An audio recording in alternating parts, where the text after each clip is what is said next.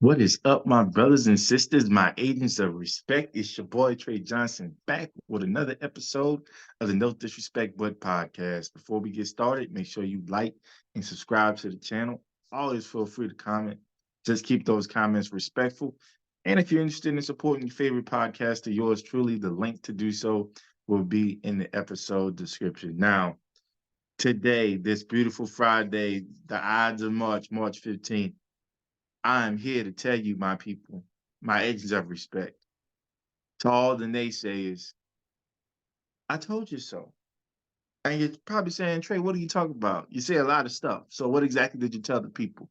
Well, since you so kindly asked, what I told the people was about this time 2 years ago, maybe a little bit before, maybe two and a half, sometimes in 2021, as we were approaching the NFL draft and looking at the quarterback prospects in this draft. And the talking heads were talking about how good this class was. It was going to be led by, Kenny Pickett, Malik Willis. Those were guys that could be top 15 picks.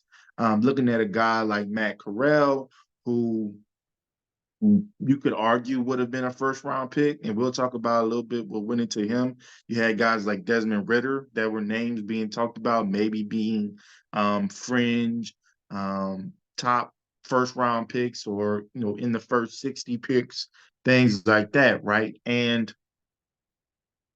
I remember having a lot of conversations with the Saints or Saints fans, who that nation, because we knew James had the season-ending injury with the ACL, was pretty much derailed their 2021-2022 season. Then shortly after that season, you find out that, Sean Payton's not going to be returning as the head coach of the New Orleans Saints. And so then it's like, okay, where is this organization going? And I was going back and forth with a few people saying, oh man, we definitely going to draft a quarterback. And there were some people that really hated Jameis Winston at the time. And it was like, man, we definitely got to draft a quarterback. We definitely got to draft a quarterback. And me and some others, shout out to my boy Kelvin, we would tell them, hey, this class not it. For those of us that watch college football, not just highlights, right? Not just the glitz and the glamour that they like to show you when they want to, put makeup on a pig, right? And dress up and build up these prospects. Nah, man, we watched these guys. And Kenny Pickett was like the name. It was, if you want this guy, you need to get in the top 10. And 5-year senior out of Pittsburgh. Y'all know how I feel about 5-year seniors at the quarterback position. So you had a Kenny Pickett that was talked highly about. You had a guy like Desmond Ritter, who spent his whole career as the starting quarterback, starting from his first year. Came in as a freshman, for an injured Gunnar Kiel, I think it was his last name, and had been the starting quarterback for the Cincinnati Bearcats ever since, and led them to the college football playoff where they played Alabama. It led them to undefeated regular season, conference championship, all that jazz. And he was impressive in the offseason, a mature guy, a winner in his own right. So there were some talks about him. He talked about Malik Willis, a guy that had the raw talent, probably a lot of people would say was the most talented quarterback in his class, just from a pure and raw state. The way he could throw the ball, his size, his running ability. A guy who was playing, I think he transferred from Auburn, if I'm not mistaken, and went to play for Liberty University, and then did well there under Coach Hugh Freeze. He was a guy that people were saying might be a top 10, top 15 pick. You had a guy like Matt Corral that was being talked about as a first rounder, second rounder, coming out of Ole Miss. Bailey Zappi wasn't, and he's a guy that I'm going to talk about too. Wasn't really talked about a whole lot, but I knew him from his days at Houston Baptist, which is now Houston Christian. He played with a good friend of mine and a good friend of the show, Coach Marlin. And he also ended up transferring to Western Kentucky, where he continued to break records. And then Sam Howell, guy out of the University of North Carolina, a guy who I was high on coming out of this draft. But again, the conversations I was having about the class of 2022 in terms of the quarterback position was, these aren't guys. And as a Saints fan, and we were talking about, we were going to do the quarterback position, I was like, we might want to stay away from these guys, give Jameis another run, maybe take a flyer on a guy like a Desmond Ritter in the middle rounds, or maybe a Matt Corral if he falls, have them sit behind, Jameis and Taysom for most of the year. If we're not doing well, which ended up really being the case in the 2022 season, because Jameis gets hurt, Andy comes in, he's not doing a whole lot better. It would have been nice to maybe have a rookie quarterback to put in there and see what they have. And then if that quarterback is bad, I was saying, hey, you have CJ Stroud, you have Bryce Young coming out, so you could just be in territory for one of those two players. They ended up not being the opportunity that we took advantage of. Ended up having a 7-10 record, so pretty much middle of the pack. Actually didn't have our first round pick because we had traded it for Trevor Penning. So that was a whole can of worms in itself. And that was one of the reasons why I was like, the quarterback position is a little mushy. You got to look past that a little bit. But everybody wanted to talk. Everybody wanted to talk and say, hey, man, this is a good class. You don't know what you're talking about, right? Well, here we are 2 years later. And out of the 2, 3, 4, 5, 6, so out of the 6 quarterbacks I'm going to talk about today, only 2 are on the team that originally drafted them. And those 2 are backup quarterbacks. And that probably by the start of the year will be third string quarterbacks. And obviously, if you pay attention to the draft, in the order that they were drafted, we had Kenny Pickett, who's the only first round quarterback, and a guy who I said might be the only first round quarterback with all that top 10, top 15 stuff that had to be. I said he was a mid to late first round pick. And he ends up getting drafted 20th overall by the Pittsburgh Steelers to be the heir apparent and to replace Ben Roethlisberger. So that's what the Pittsburgh Steelers decided to do. Desmond Ritter was drafted by the Atlanta Falcons, 74th overall, so third round guy. Then you had Malik Willis, another third round guy, gets drafted by the Tennessee Titans, which I thought could have been a good place for him. Matt Corral, also in the third round. A guy gets drafted 94th overall by the Panthers, who were much like the Saints in quarterback limbo. Then you had Bailey Zappi going to the Patriots at 137th overall, which I think is the 4th round, something like that. So in there, and then you had Sam Howell going after him. And so I'm going to talk about all these quarterbacks and what I was kind of thinking about them coming out, what their careers looked like, and where they ultimately ended up. And I'm going to save Kenny Pickett for last because for some people, he was the shining light. He was the guy of this class and a guy that could easily be a top 5, top 10 pick. But there's some things that transpired today as he was traded that I just want to shed light on, and probably why he ends up being the worst of the bunch. So I'm actually going to start with Desmond Ritter, who's the second of the 6 quarterbacks taken. Guy taken 74th overall by the Atlanta Falcons. And so for me, like I said, I was one of those folks that thought, depending on where he went, right, he could be a guy that had a chance to start where he went because I felt, he was a senior. He was bringing a certain level of leadership into the NFL that a lot of guys don't have. Did I think he was a star at the quarterback position? Hell no. When people were talking about him possibly being a first round pick, it's like not the Desmond Ritter I know, maybe 3rd or 4th round. But he's a guy that can come in. If you don't really have a quarterback right now, he can compete. And that's kind of what he did. Competed with Marcus Mariota for much of the offseason, ended up getting an injury in the preseason, which basically had Marcus Mariota granted the starting quarterback position. And Marcus Mariota did really well, or pretty good for him. But the Falcons were kind of like a 500 team pretty much after the first 13 games or something like that. I think they were 5-8 or something like that after their first 13 or something around that angle. And so the Falcons decided, hey, you know what? We got this young guy. Let's just see what he has. And if he doesn't have anything, we know you kind of know, okay, maybe you got to go draft a quarterback. Maybe you have to sign a quarterback in free agency, trade for a quarterback, all these things being on the table.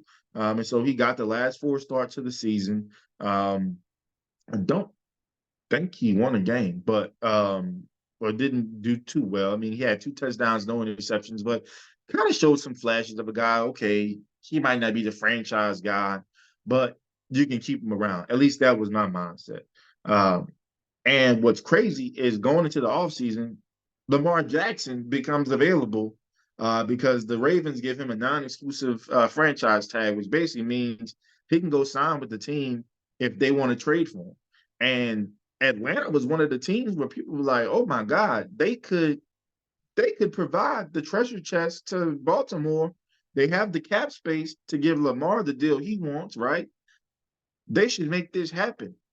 And owner and chairman and CEO Arthur Blank comes out and says, "No, we won't do that." I mean, Lamar's been hurt the past couple of years, and we take that into account. And you don't always want to give a quarterback that high price of a figure because it's hard to build a team. And we have Desmond Ritter.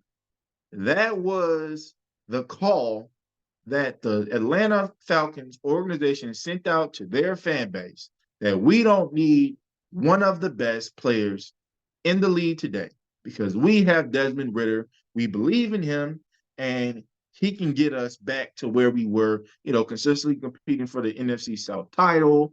Um, you know, Possibly having some playoff runs, maybe getting to another Super Bowl the way Matt Ryan and Julio and those guys were able to do. That was the confidence that um, the Falcons put in him. And they had opportunities to bring in some high-end, maybe quarterbacks and free agency to compete with them. They ended up bringing in Taylor Heineke, who was a guy who was he started games here and there for the Washington Commanders, and he had some ups and downs, and it was an opportunity for him to come in right and compete, kind of similar to the Marcus Mariota situation. But Desmond Ritter beats him out for the job, and look, Desmond Ritter ends up starting a total of 20 games, and we saw this past season he had his ups and downs. There were times where he really looked like a good quarterback, and there were times where he looked horrible, and that showed in the win-loss record. And a team that honestly, to the very end, had a shot at the NFC South title and a chance to make it to the playoffs, right? And we saw, him look really good against the New Orleans Saints defense. So there were some flashes of some high-end play, but we also saw Desmond Ritter have long stretches of bad play. He actually got benched a few times for Taylor Heineke. Then Taylor Heineke gets injured, and then in comes Desmond Ritter, and he plays some games and is able to finish out the year, right? But in 20 starts, 8 wins, 12 losses. I guess you want to say something good in there. 6 touchdowns and or not six 6-3 win-loss record at home. So he was good in the Mercedes-Benz Dome or whatever they have in Atlanta right now. So he was pretty good at home, but awful on the road. A guy that had 14 touchdowns and 12 picks and 20 starts, so nothing to write home about, right? And again, let's keep in mind, Atlanta passed on Lamar Jackson, who is now the reigning MVP in the NFL.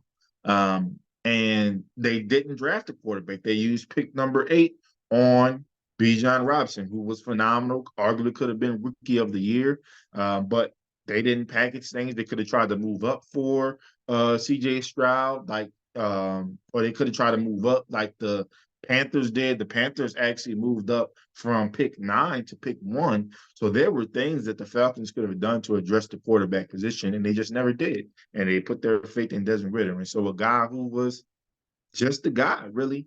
Now they signed Kirk Cousins to a mega deal. He's 36 years old, but they're like, okay, you're our guy. Desmond Ritter's out. Desmond Ritter gets traded to Arizona to be Kyler Murray's backup. Will he have another shot to start in this league? Who knows?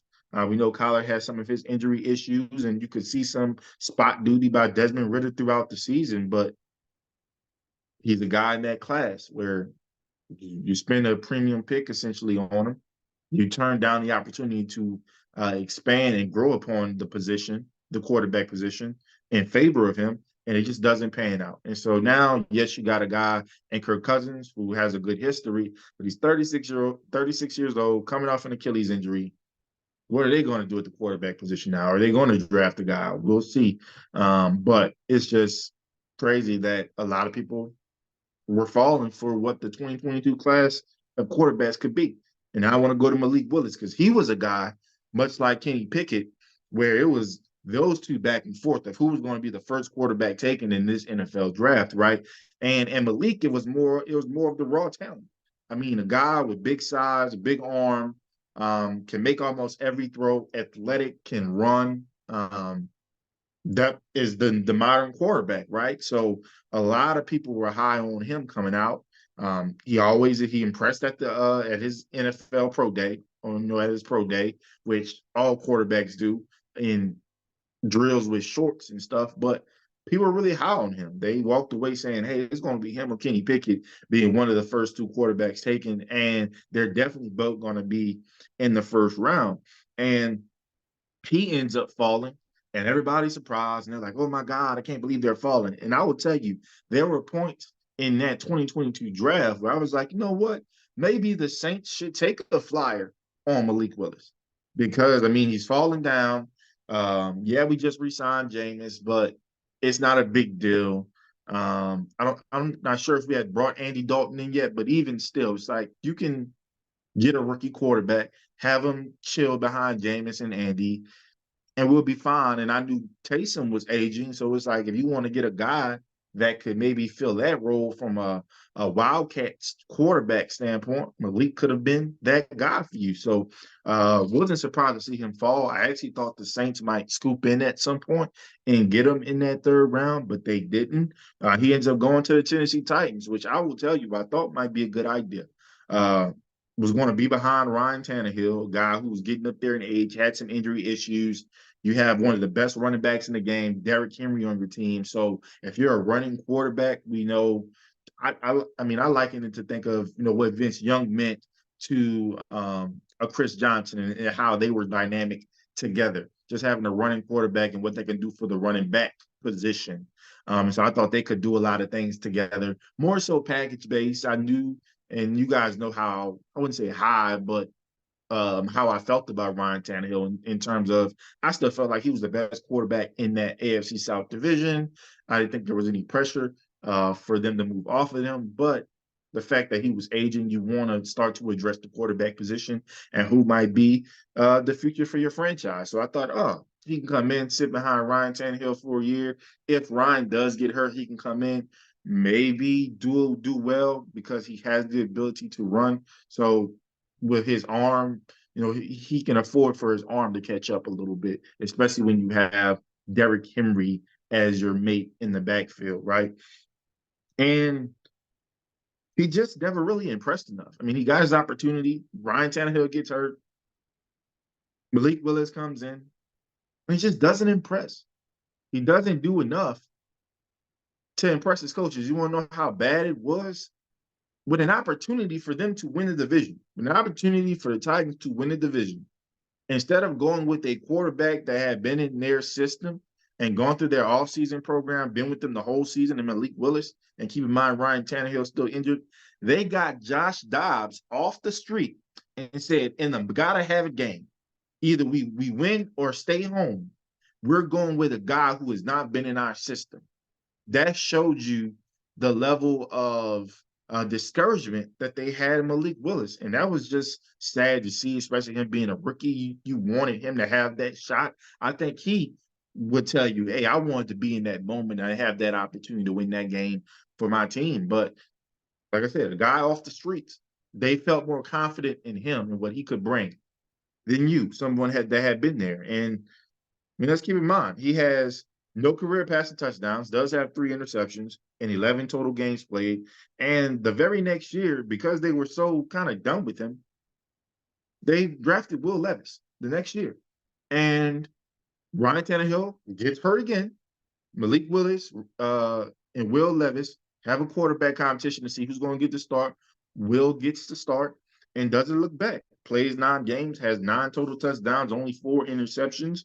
And he at this point looks to be the early favorite to be the quarterback one going into next season.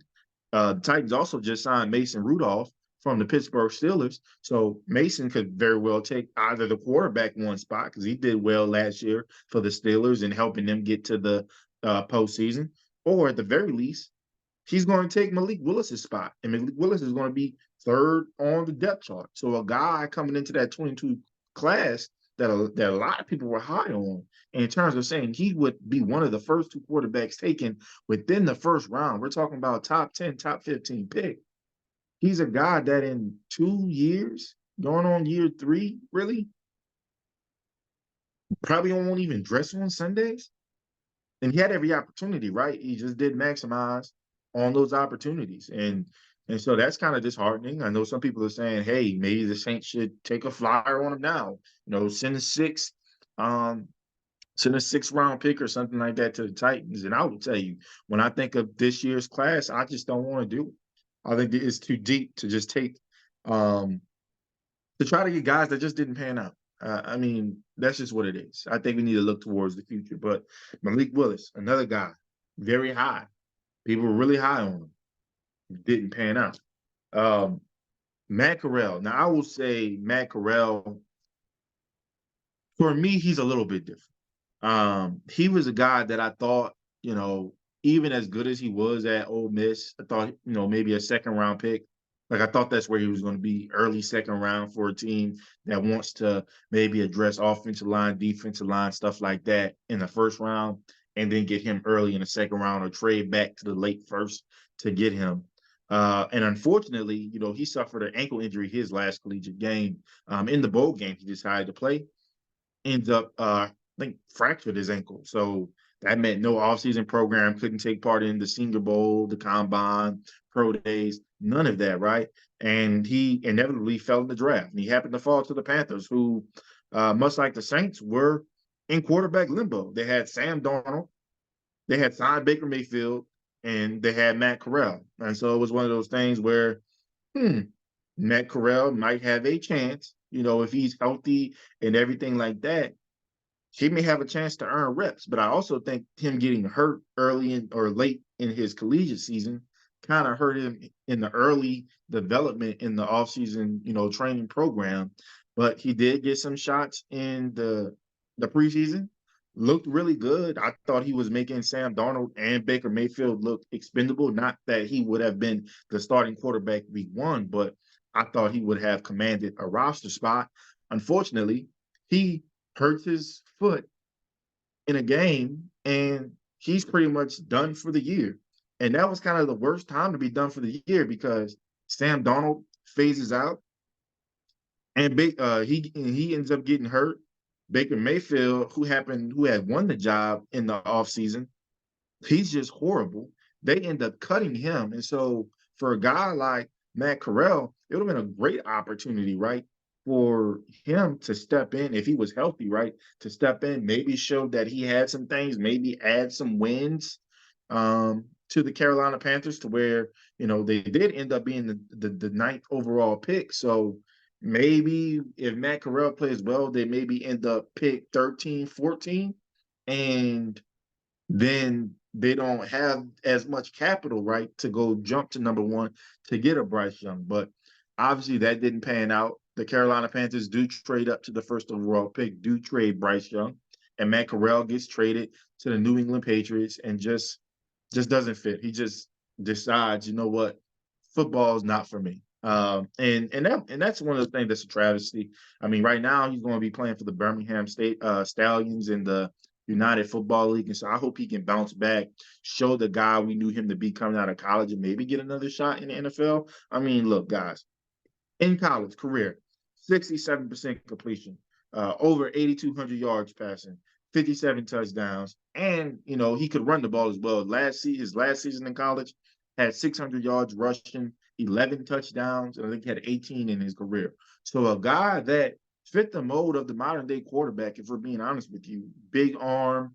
able to make any throw, athletic, can escape, can make plays with his feet, and just injuries. And so he's probably one of those, cautionary tales when we're talking about should you play in your bowl game if you're not playing for a national championship or the playoffs or things like that. And it's a shame, what Matt Corral could have been, but he was one of those guys that I was high on. Now, I will say I probably wouldn't be gloating as much about the 2022 class if this guy stays healthy. I think he carries the class on his shoulders, just to be quite honest with you. But that's neither here nor there. And I wish him the best in the United Football League. And hopefully he can create value for himself to where he gets an offer to compete in someone's training camp this upcoming summer.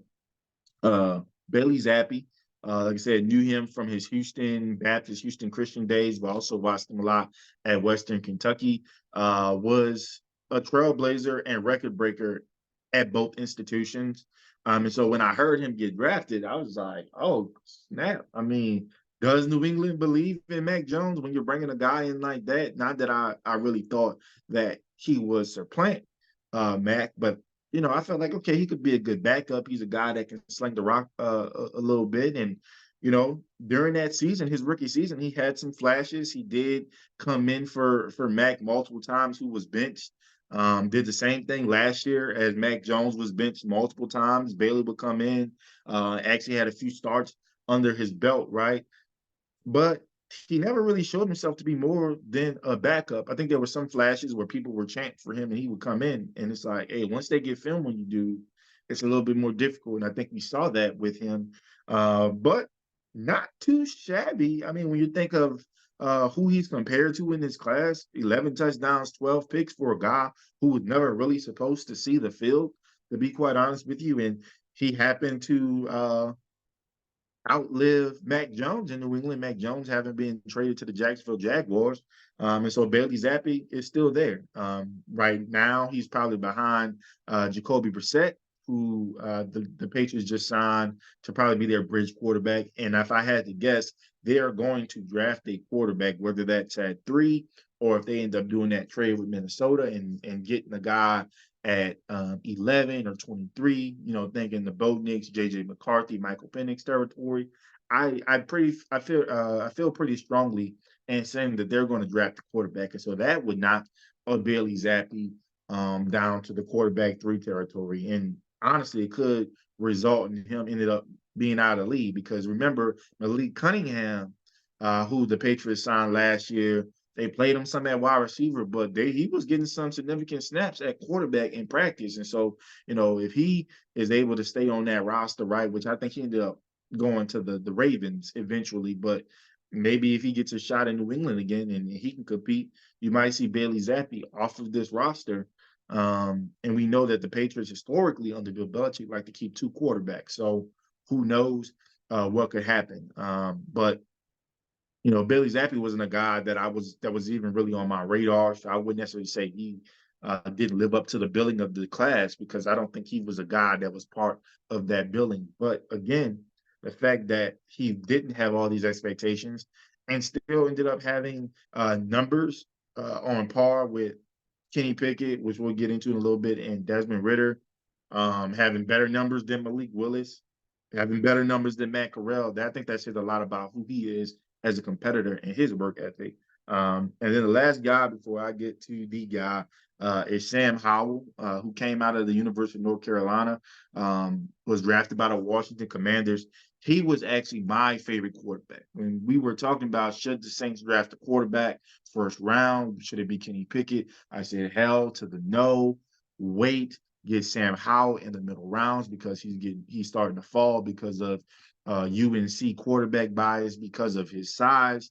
He's a guy, a student that could be there for you in 3rd, 4th, or 5th round. Take a flyer on him if he's good. I mean, at that time we had Ian Book on the roster, so hey, at the very least, can he beat out Ian Book?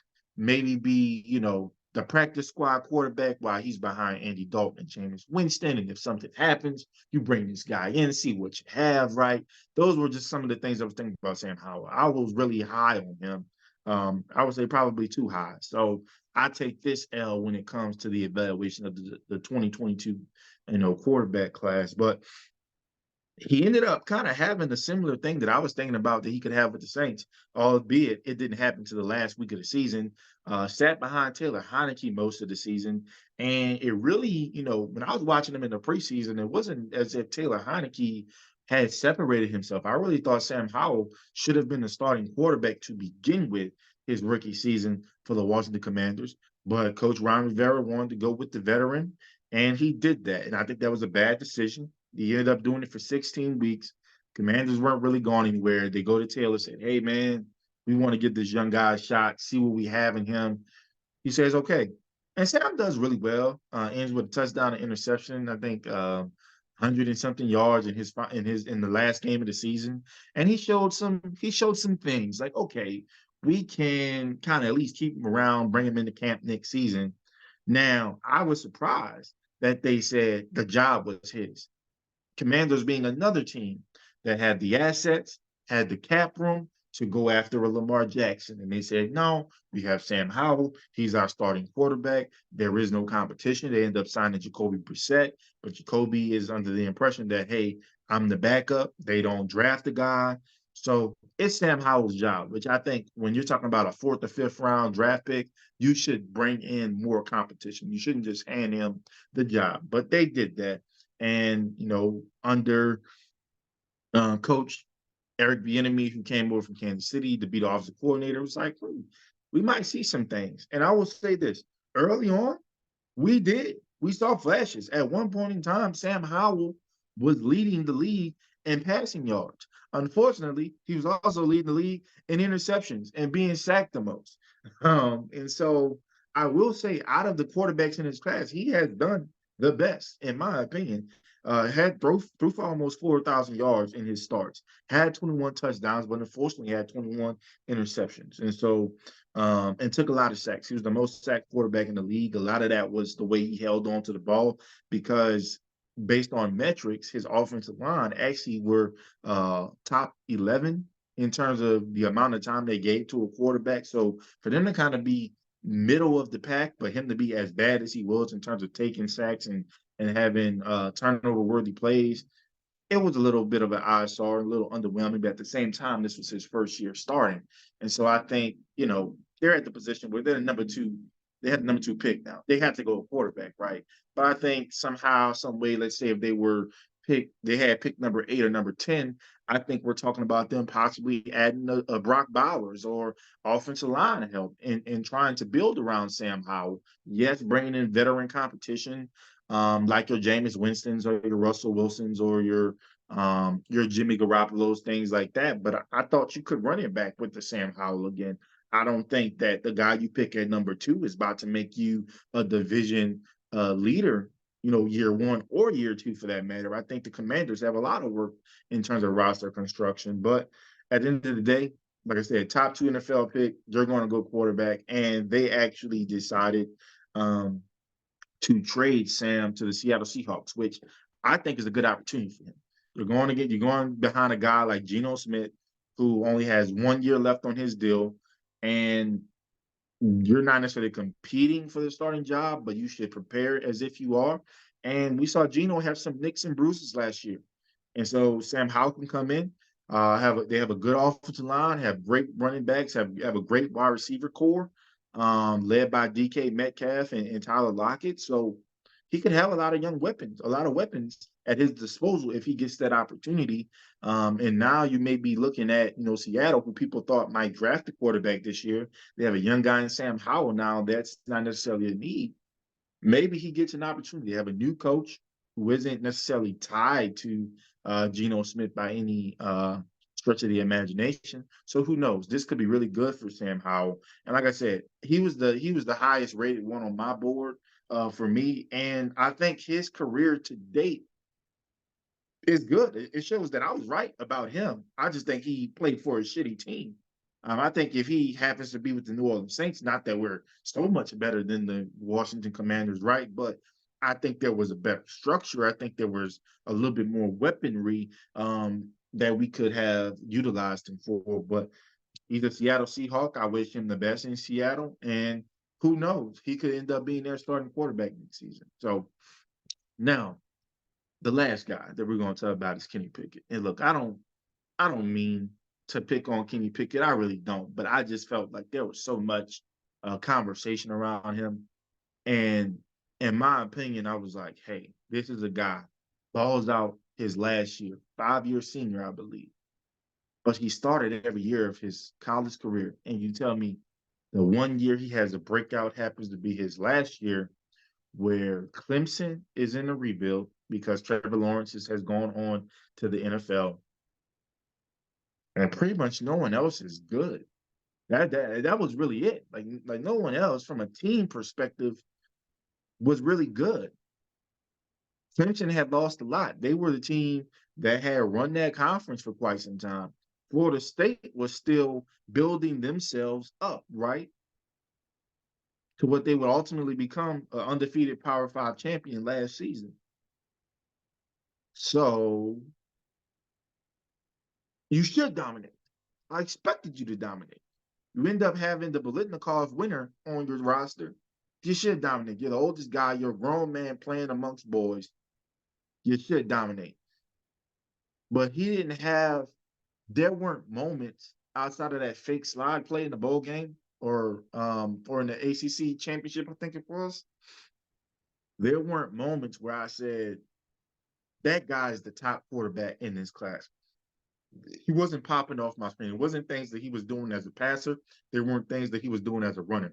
The way I viewed him was, hey, he's a guy that's not a day one guy. You want to have, I said, if I do draft him in the first round, just so I can have the 5-year contract, it's going to be late first round. I'm not drafting this guy to be the future or be the face of my team right away. I want him behind a veteran for a year or two, preferably 2 years, because I don't think he's ready. And that's sad to say because he is a 5-year guy. And I didn't think he would necessarily have that ceiling, or he had a kind of a low ceiling, a high floor.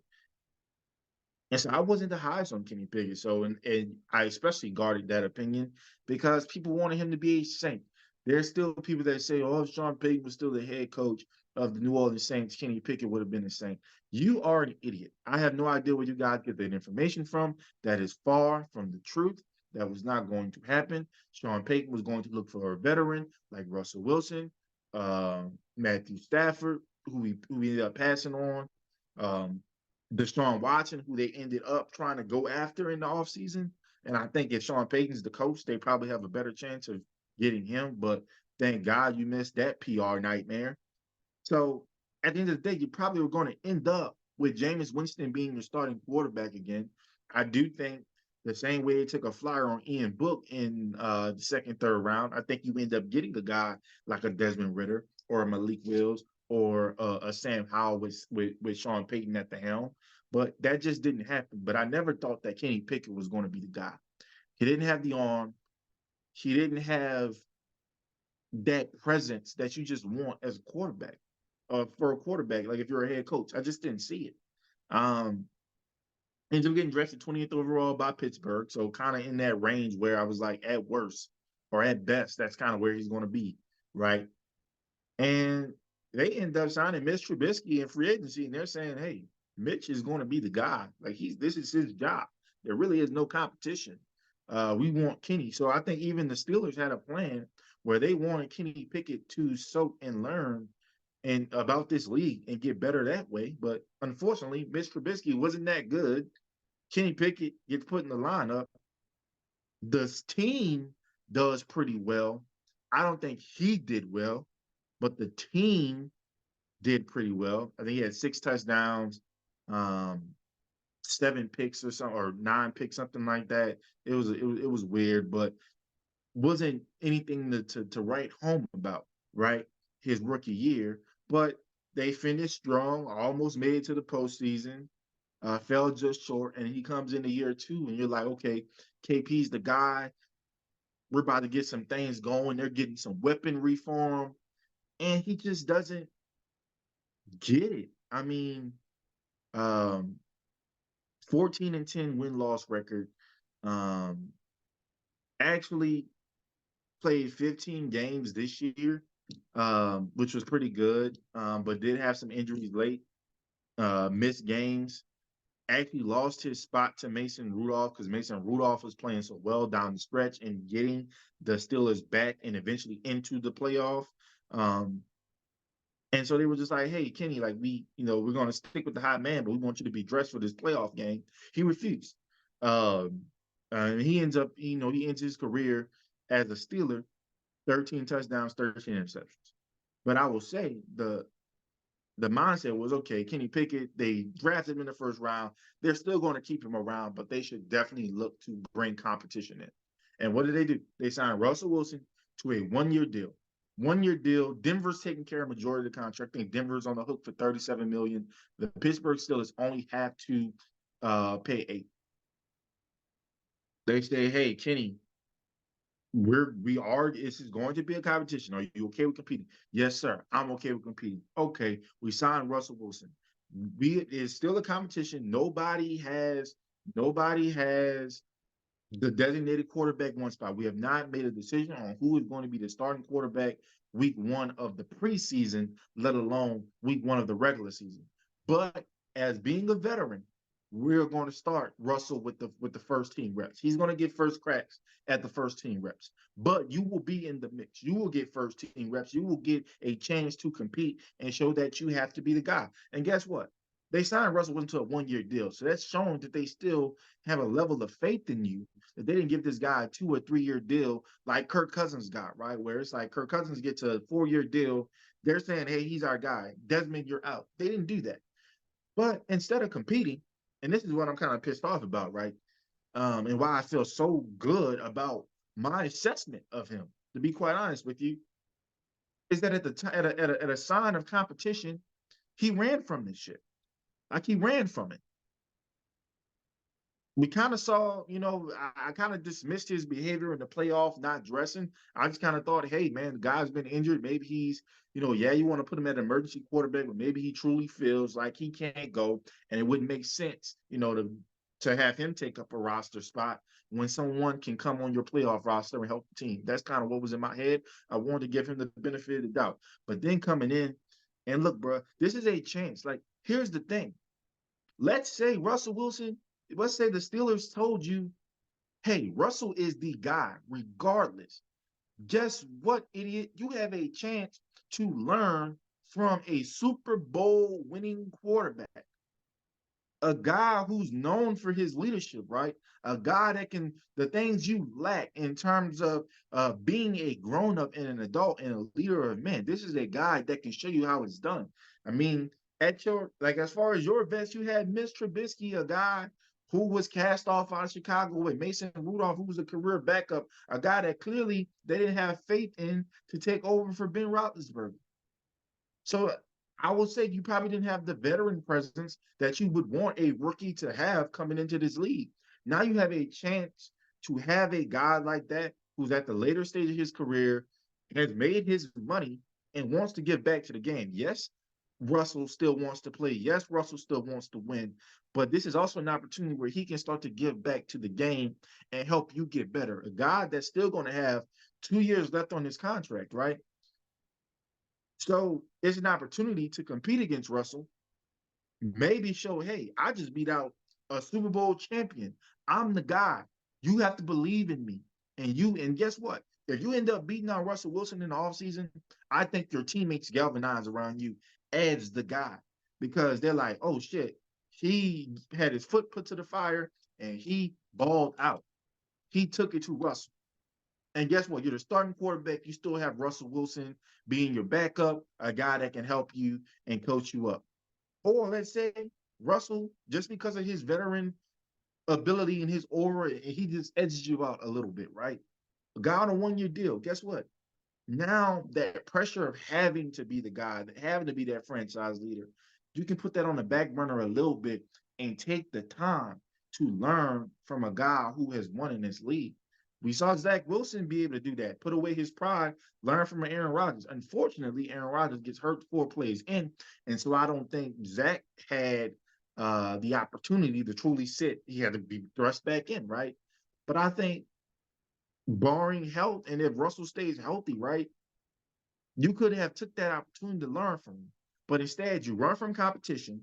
You demand a trade. They send you to Philly, so that's where he's going to be playing right now, behind the guy who was drafted a year after you, well, no, a year before you, just signed $250 million. So you ain't taking that spot, Jack. And they also got a guy in Tanner McKee who played at Stanford. He's the reason why Marcus Mariota is looking, is on a new team right now. Because Tanner McKee showed that, hey, I can be the guy. And I can be the guy behind Jalen. If you need me to step in, I can do that. So now, guess what? You still have to compete. But instead of being able to compete for the starting quarterback position, the leader of the franchise position, you are going to be competing to see who holds the clipboard for Jalen Hurts, who has his water ready when he goes to the sideline to talk to the coach. That's what you're competing for now. And now everybody in the league, I know your agents coming in saying, no, the Steelers lied and said, he was open to compete, but they basically told him there is no competition. Russ is the guy, yada, yada, yada. Well, guess what, agent? You know why we don't believe that shit? Because instead of giving your guy a shot with a team that he could actually compete for a starting quarterback job, you actually sent him to a roster where there's no shot. He's going to be a backup. That's how I know you're full of shit. The Steelers don't operate that way. Mike Tomlin doesn't operate that way. If you can play the damn game, he doesn't care what the contract is. He doesn't care where you were drafted. You are going to get the shot. That has been that man's MO. That has been that organization's MO. We've seen many undrafted free agents come in and be stars for them. We've seen many first-round picks come in and not paying out and have their jobs taken by late-round picks, mid-round picks, undrafted free agents. So with your guy, it's all of a sudden they weren't honest. I call bullshit. And so now, not only has your client been basically, we know he's a quitter. Now you want to lie. Now you want to lie on a blue blood franchise in the NFL. So good fucking luck.